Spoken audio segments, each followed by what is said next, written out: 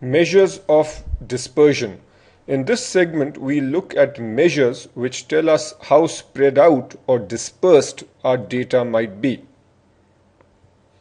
The most basic measure of dispersion is the range, and this simply tells us the difference between the maximum and minimum values in a data set. So if we have the following data set, the smallest value is -5, the largest value is 25, so our range is 30.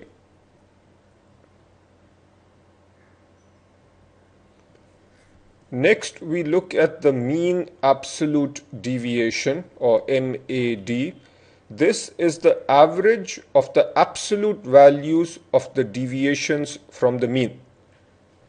The way you solve this problem is fairly straightforward. Say you have the following data. The first thing you need to do is compute the mean.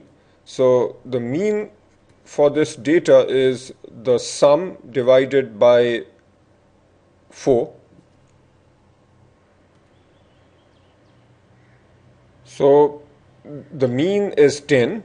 We then need to take the average of the absolute deviations. So the absolute deviation for the first data point relative to the mean is 0.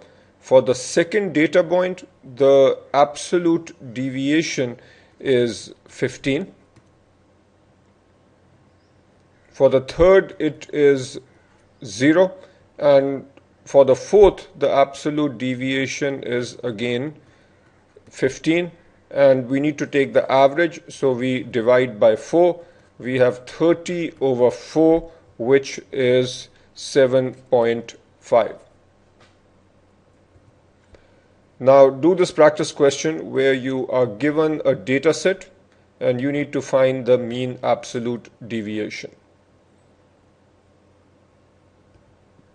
Here is the answer. The first thing you do is come up with the mean, which is 75.6, and then you take the average of the mean absolute deviations, and then you take the average of the deviations from the mean. And when you take the deviations, you have to take the absolute value of the deviations. So this is exactly the same as what we have done earlier. Your answer should be 36.5.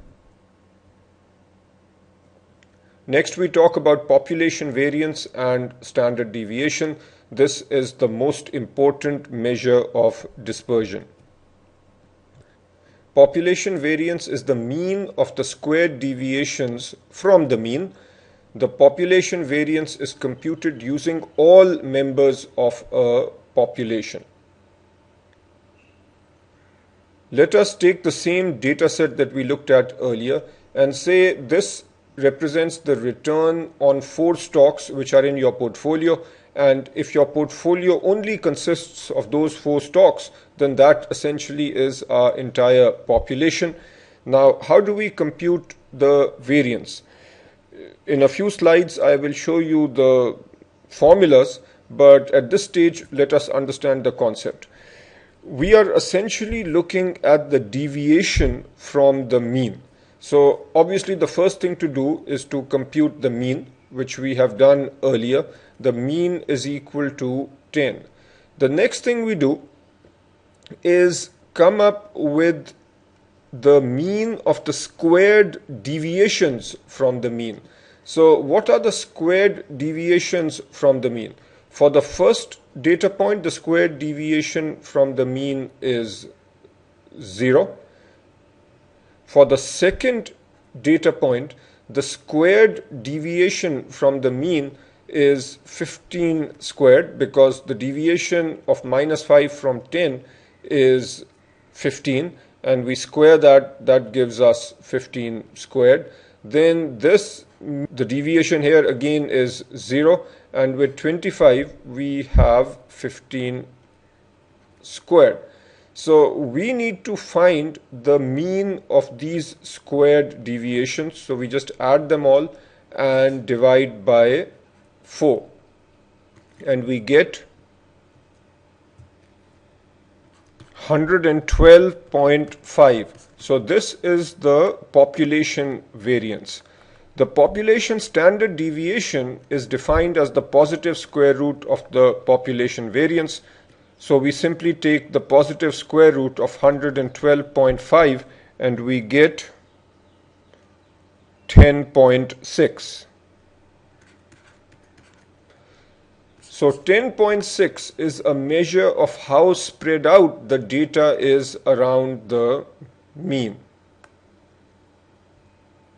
Now take this hypothetical set of companies.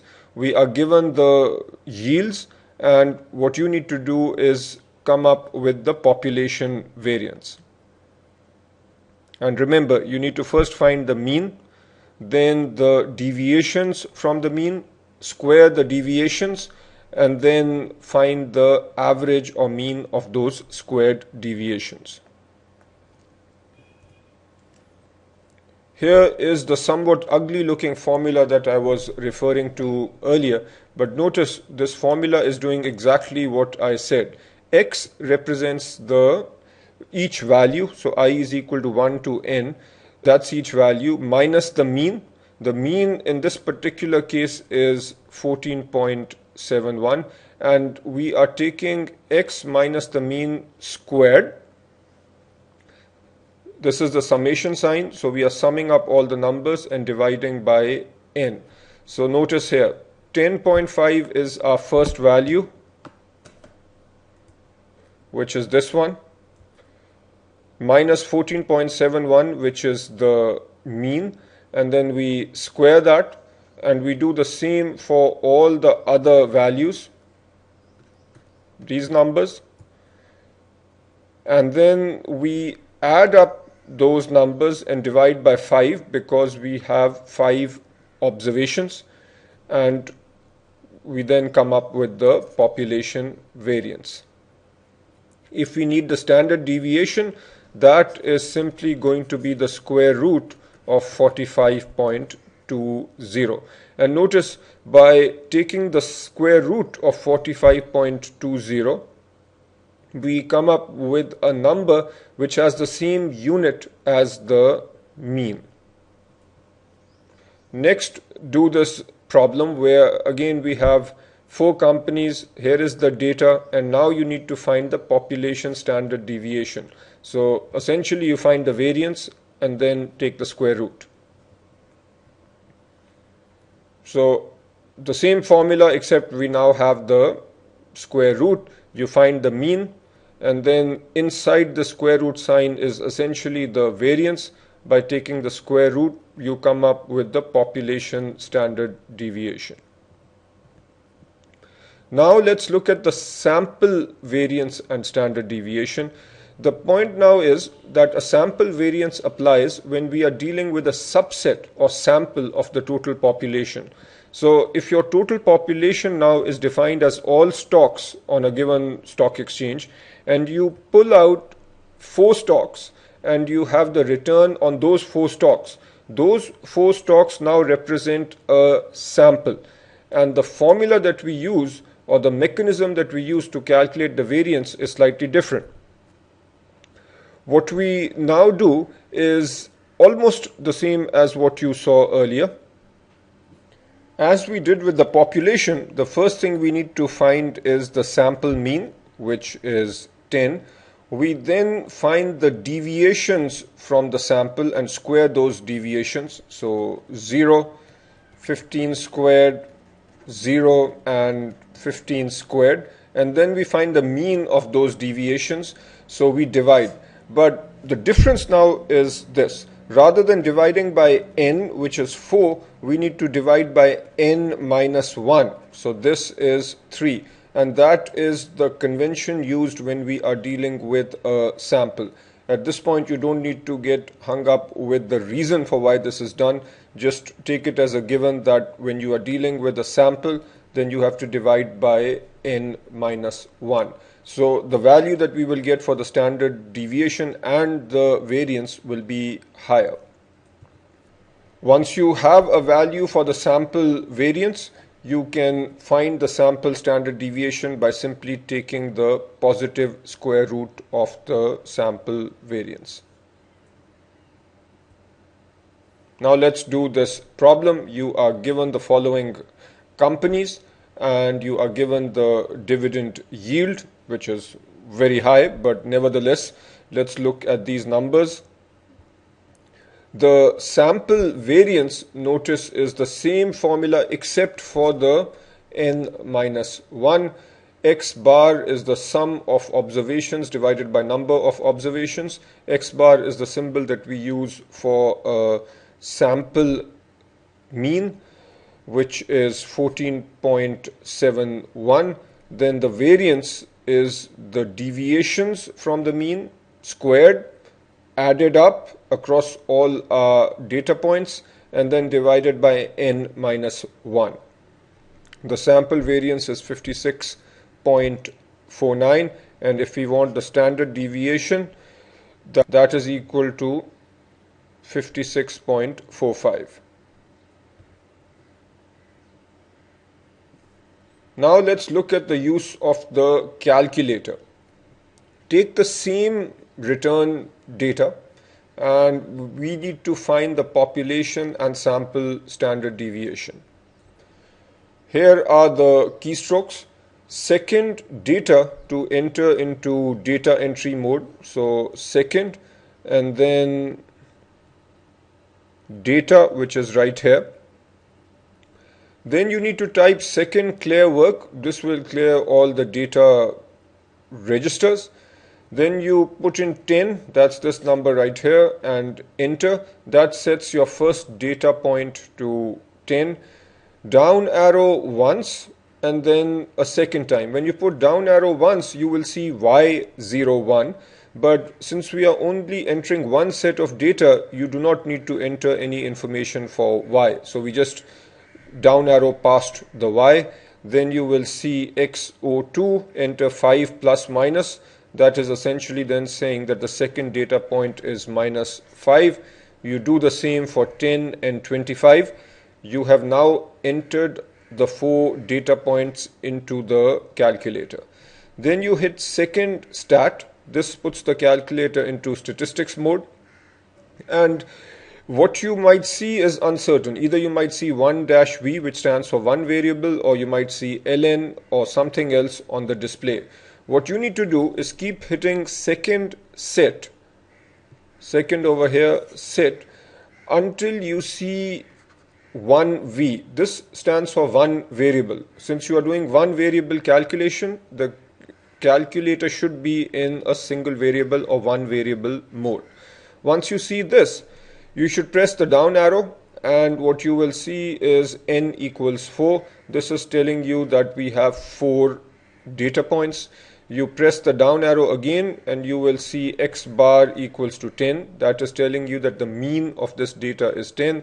You press down arrow again, you will see SX equals 12.25. There might be more decimal places depending on how your calculator is set.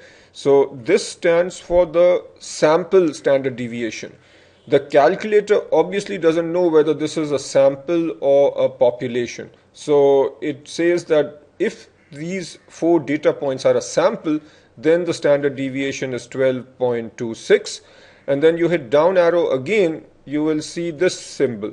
Notice this is the Greek symbol. So this is the population standard deviation. Assuming these 4 data points represent a population, then the standard deviation is 10.61. The calculator doesn't give you the variance, but if you want to find the variance, you can simply take this number and square it for the population variance, take this number and square it for the sample variance. Let us now talk about Chebyshev's inequality, which essentially states that for any set of observations, the proportion of the observations within k standard deviations of the mean is at least 1 minus 1 over k squared for all k greater than 1. To understand this concept, let's say you have the following data. You have mean is equal to 20 and let's say that the standard deviation is equal to 3. We want to find out what percentage of the data must reside between two standard deviations from the mean. So we know that our mean is 20. Two standard deviations to the right of the mean would be 2 multiplied by the standard deviation number, which is 3. So that is 6. 26 is 2 standard deviations to the right of the mean, and similarly 14 is 2 standard deviations to the left of the mean. So the range 14 to 26 represents plus or minus 2 standard deviations from the mean. So what percentage of the data must lie between 14 and 26? In other words, what percentage of the data must lie between 2 standard deviations from the mean? And that is what Chebyshev tells us. K is the number of standard deviations from the mean, which in our example is 2. So the number of observations that must lie within 2 standard deviations of the mean is equal to 1 minus 1 over 2 squared, 1 minus 1 over 4. So this is 0.75. In other words, Chebyshev's inequality tells us that at least 75% of the data lies within 2 standard deviations of the mean. Now this can also mean that we have more than 75% within 2 standard deviations of the mean. But we can know for sure that it is not possible to have only 50% of the data within 2 standard deviations of the mean. This inequality is so powerful because it tells us for sure how to measure the maximum amount of dispersion regardless of the shape of the distribution. Notice that here we don't make any assumptions about whether the distribution is normal or not normal. This inequality applies across all distributions. Let's see if you can solve this problem now.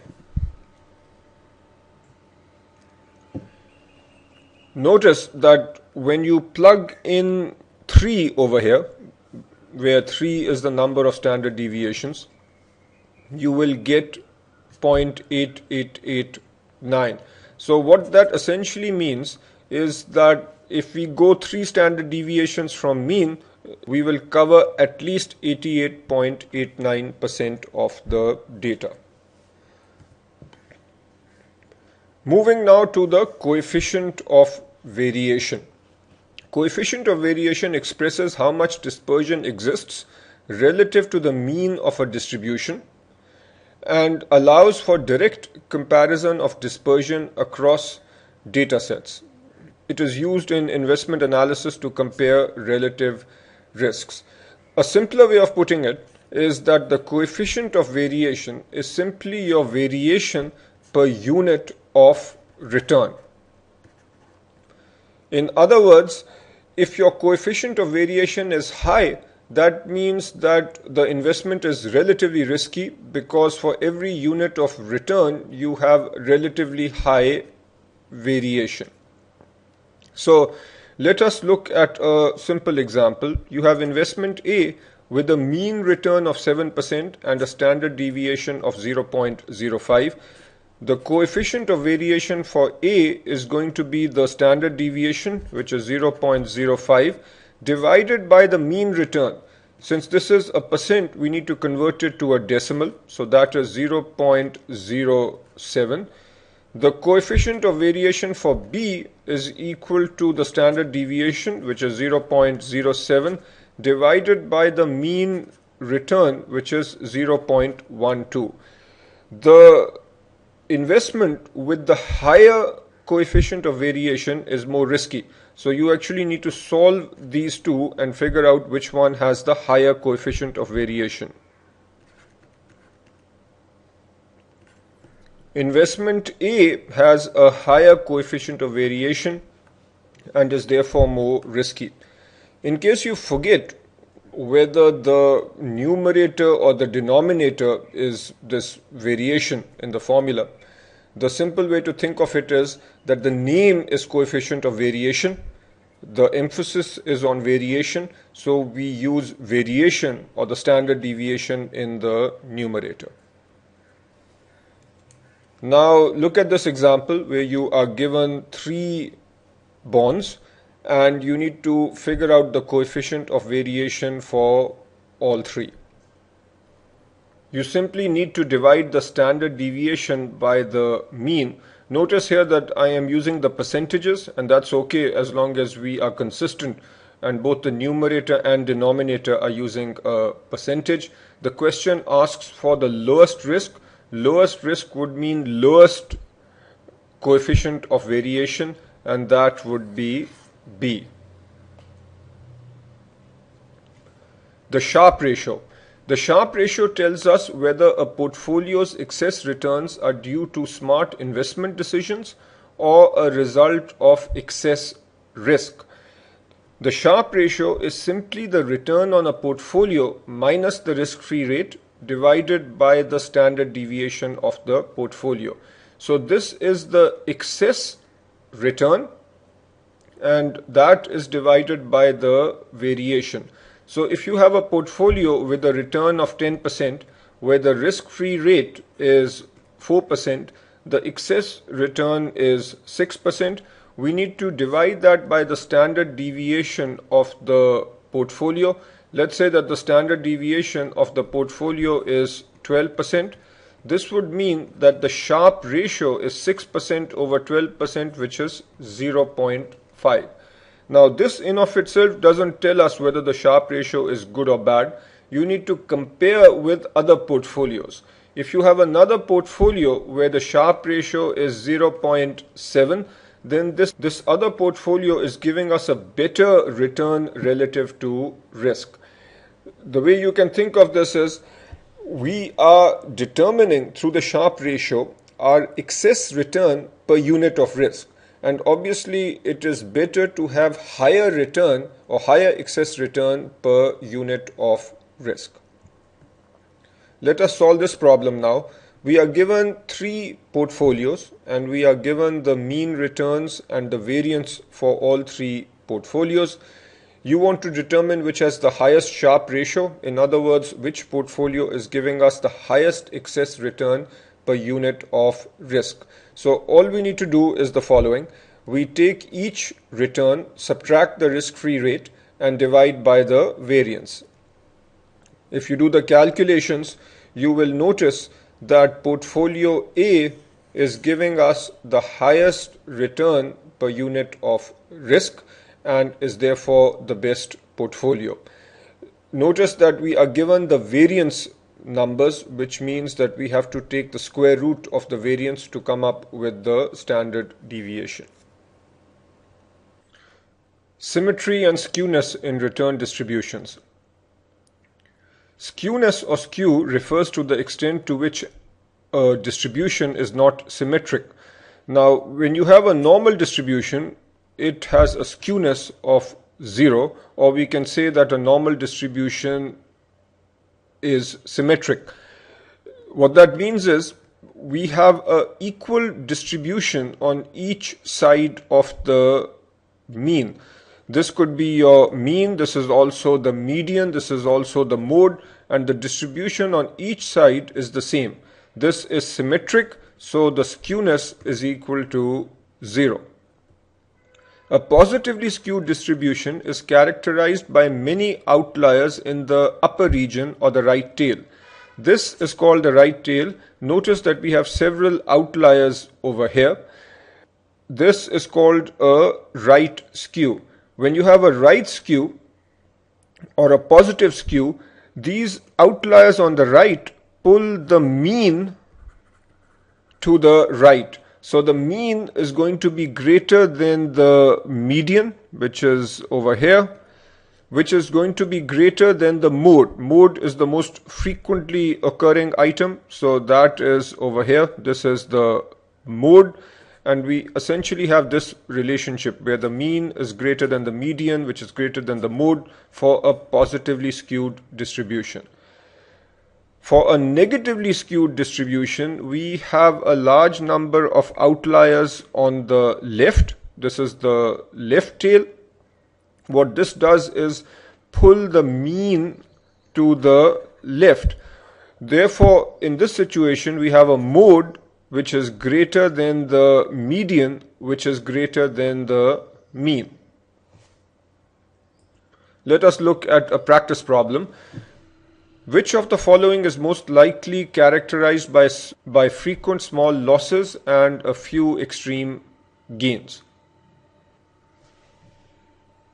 We have just seen this. The correct answer is C, positively skewed, where we have a few large losses and many extreme gains, which represents the outliers on the right.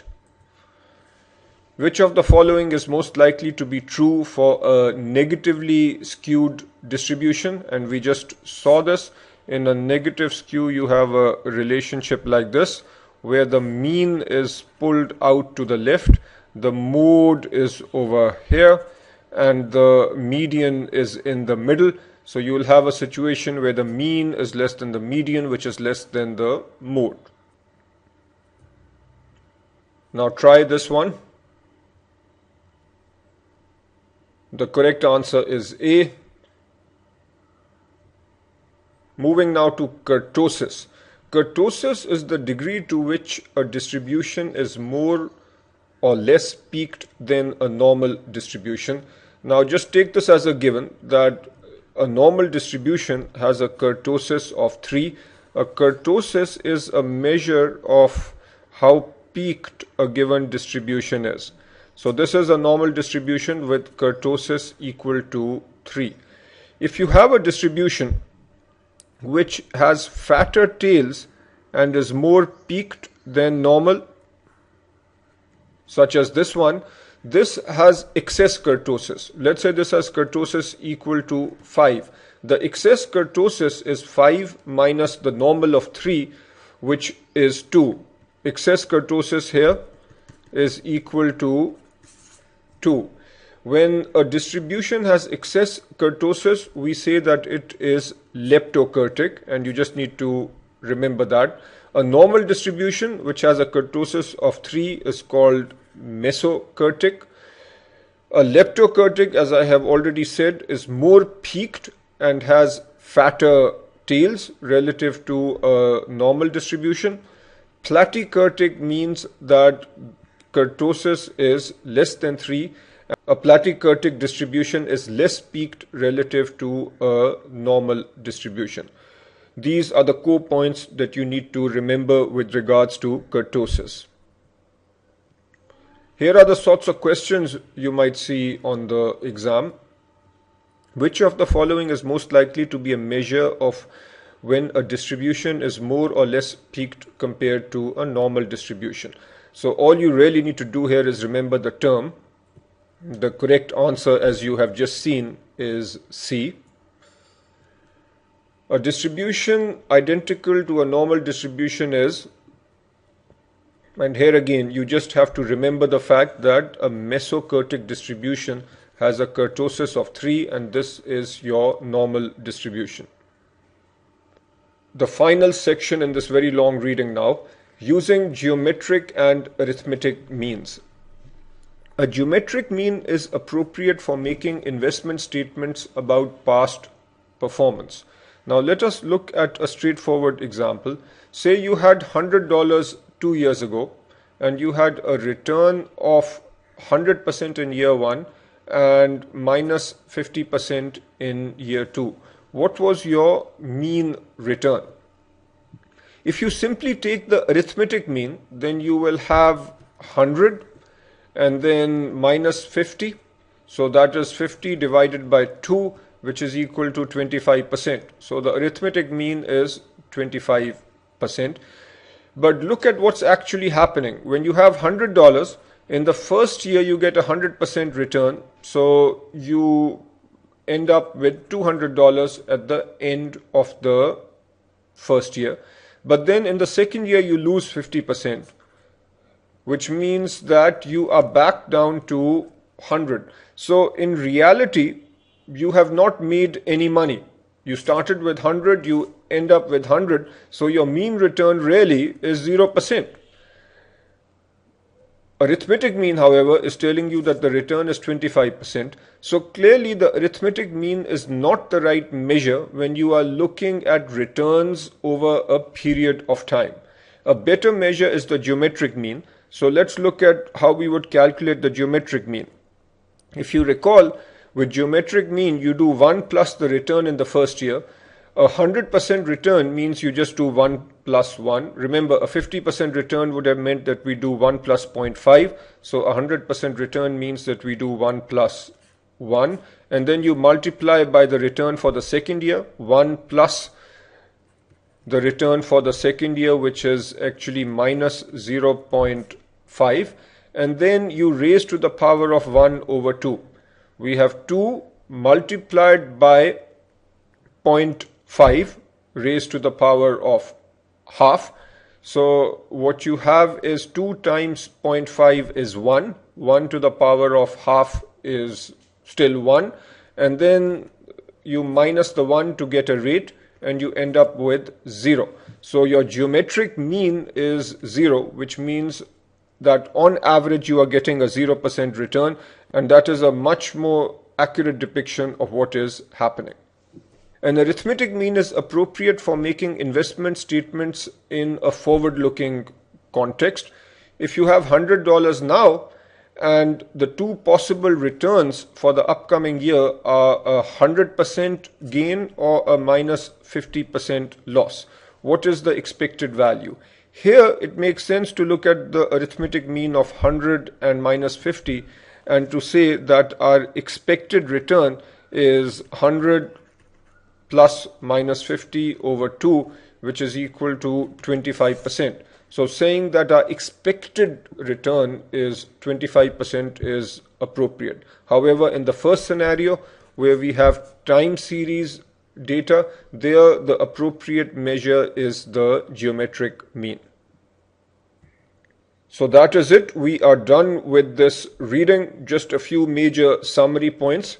We talked about measures of central tendency, and here you need to understand the various kinds of means. We talked about arithmetic mean, we talked about geometric mean, harmonic mean, the weighted average, and so on. You need to understand all these different kinds of means and how to calculate them. Then we talked about measures of dispersion. The most important measure is standard deviation. This tells us how spread out our data is. You need to know how to use the formula, but it is more important that you understand how to use the calculator to determine standard deviation. Recognize also that standard deviation is different for a population versus a sample. You also need to understand Chebyshev's inequality, which is 1 minus 1 over k squared. The k stands for the number of standard deviations, and the strength of Chebyshev's inequality is that it allows us to say how much data will be within a certain range, assuming without making any assumptions about the nature of the underlying data. You should also be on top of the Sharpe ratio as well as the coefficient of variation. And finally, you need to understand the basics of skewness and kurtosis.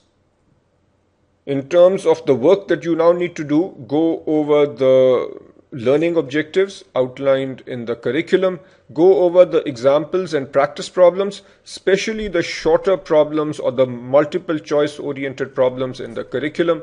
The other questions might look a little bit difficult, and that's okay.